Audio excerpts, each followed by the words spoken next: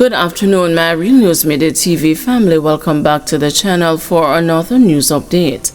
And in the news this afternoon, witness in Maitland case insists he didn't delete CCTV footage.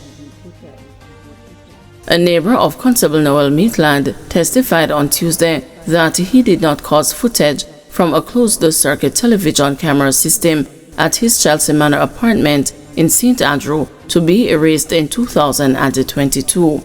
The neighbor is the sixth witness to give evidence in the murder trial of Maitland in the Home Circuit Court in downtown Kingston.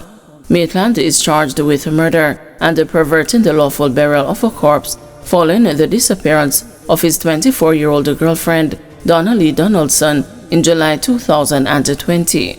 Donaldson was last seen at the Chelsea Manor apartment complex. Based on circumstantial evidence, including blood found on curtains, prosecutors theorized that she was killed between July 12 and 13, 2022, inside Maitland's apartment. They also believe that her body was unlawfully disposed of thereafter.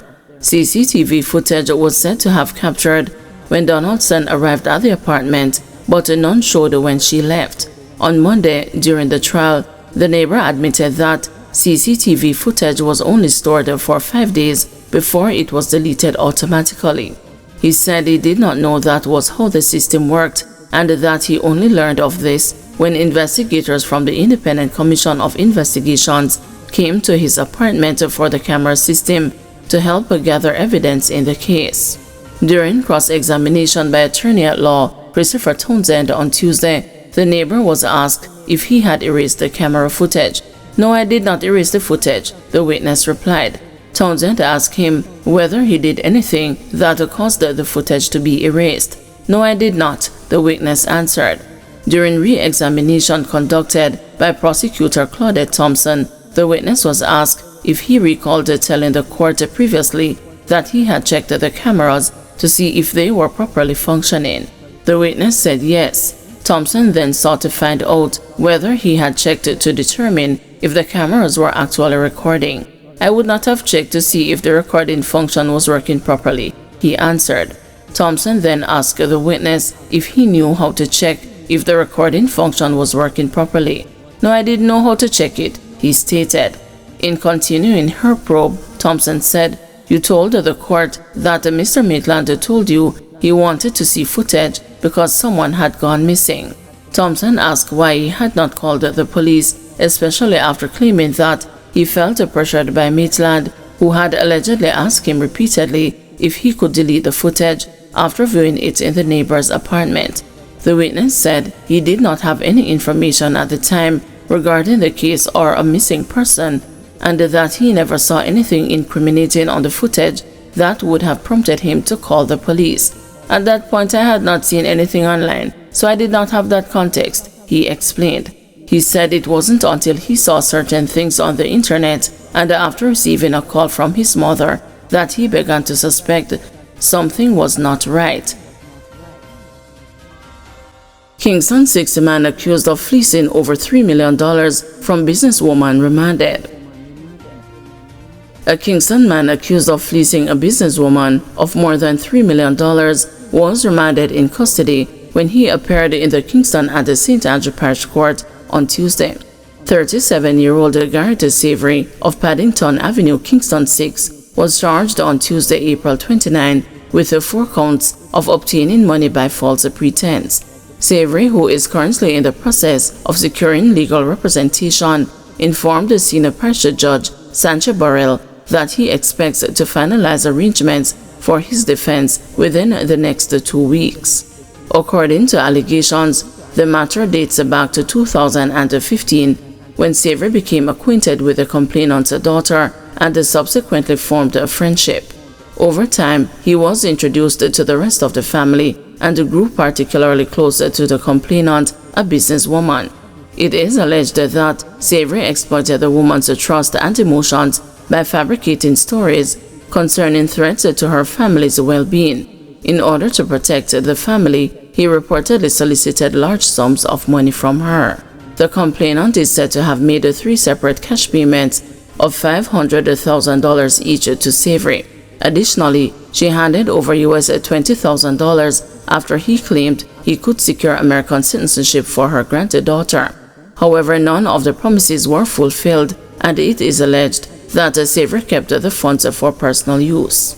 The Crown argued that the incident had caused a significant financial hardship to the complainant's family.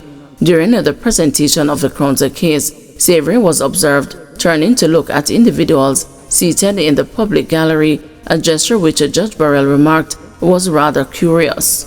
What is being described sounds rather unsavory, the judge noted. Savory has reportedly been convicted of similar offenses in the past and is currently on trial at the Home Circuit Court in relation to another matter. He remains in custody for both cases. He is scheduled to return to the Kingston and the St. Andrew Parish Court on July 22, 2025. A fingerprint order was also made. Witness who videotaped a brutal attack on nurse hailed.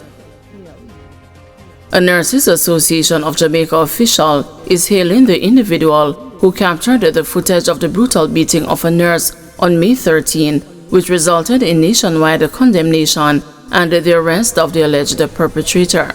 On Tuesday, scores of healthcare workers took to the streets of Montego Bay to protest the vicious attack, which has been widely circulated on social media. Among them was Heather McGrath, third vice president of the NAJ and a family nurse practitioner with the St. James Public Health Services. The video of the incident that went viral on social media shows a man physically assaulting the nurse. 65-year-old businessman Robert Bell has since been arrested and charged with assault occasioning bodily harm, assault with intent to cause grievous bodily harm, assault at a common law, possessing a firearm with intent to commit a first schedule offense, and the possession of a firearm with intent to cause injuries. I am happy for that person who took that video of what happened in Kingston, McGrath told the news. The march from the Montego Bay Type 5 clinic to the historic Sam Sharp Square, organized by the members of the St. James Health Fraternity, saw various healthcare practitioners hitting out against the violence directed at nurses and women in general across the island. McGrath also used the occasion to urge men to seek help when facing personal struggles. We are here this morning just saying to men that women are a heritage from the Lord. They should be loved and be taken care of. And I am also saying to men, there are times when you have issues and because you are macho, you don't seek help. So I am saying to men, if you have issues, talk it over, go to a counselor, she said. Lennox Wallace, parish manager for St. James Health Services, was also on hand, rallying full support behind his team. He said the actions of the aggressor in the video was a manifestation of societal ills that have been festering over time. I would have seen the video. That gentleman is not just a one-off. I believe that it would have started in the home where they abused their own wives, their girlfriends, and that it would have been so easy to come on the public road to perpetrate violence against a healthcare worker, Wallace said. Now that healthcare worker has become a patient, and we are seeing to that gentleman and others who continue to perpetrate violence against women to stop, he added.